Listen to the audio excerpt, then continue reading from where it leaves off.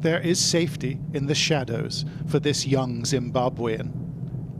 His name is Tawanda Muchehiwa, and he's been hiding for months in an unlit corner of a large African city. There are many times whereby I cry, but you know, at some moments you feel like you are crying in the dark and no one is seeing your tears. In July, Muchehiwa was abducted and tortured for 3 successive days. It was an ordeal that nearly killed him.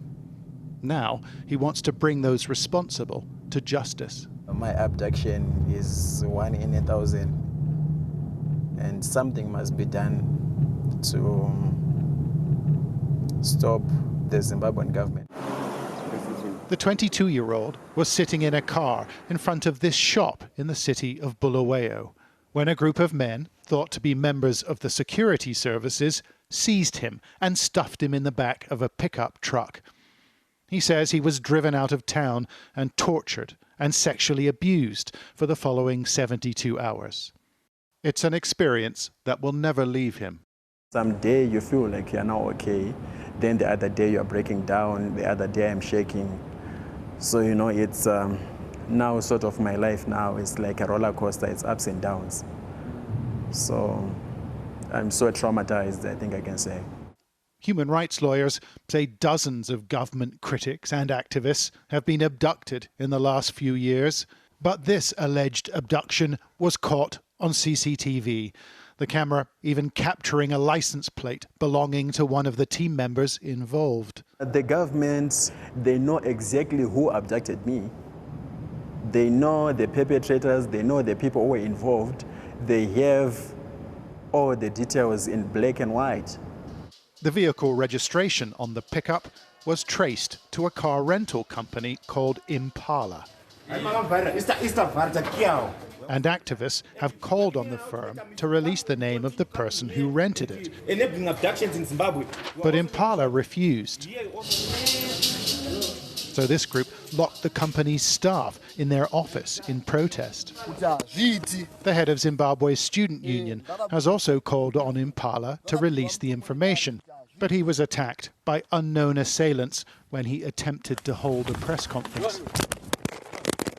Muchehiwa has also tried to get the name, obtaining an order from the High Court which instructed Impala to provide it.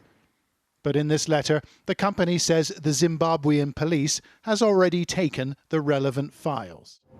A sheriff went there to collect the documents, and Impala said they no longer have the documents. You know, it's just so ridiculous. How can a company like Impala fail to have maybe some backup copies of their information?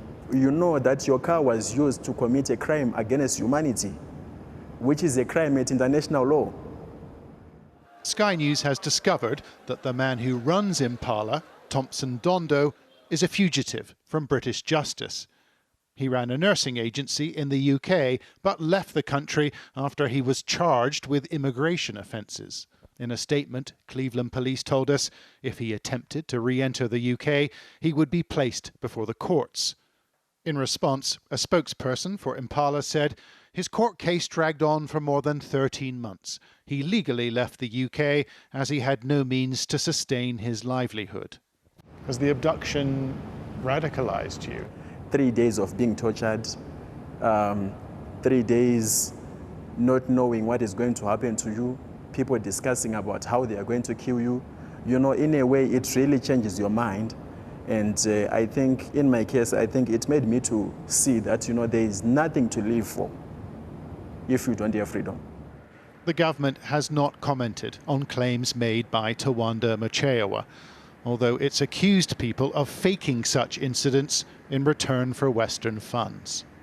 And they're proposing legislation criminalizing those who make allegations of abductions and torture.